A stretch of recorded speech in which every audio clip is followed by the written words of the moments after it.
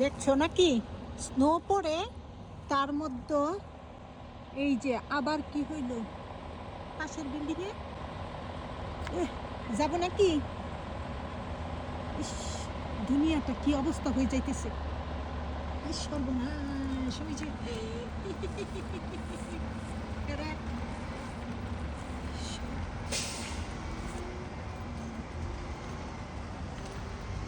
আল্লাহ।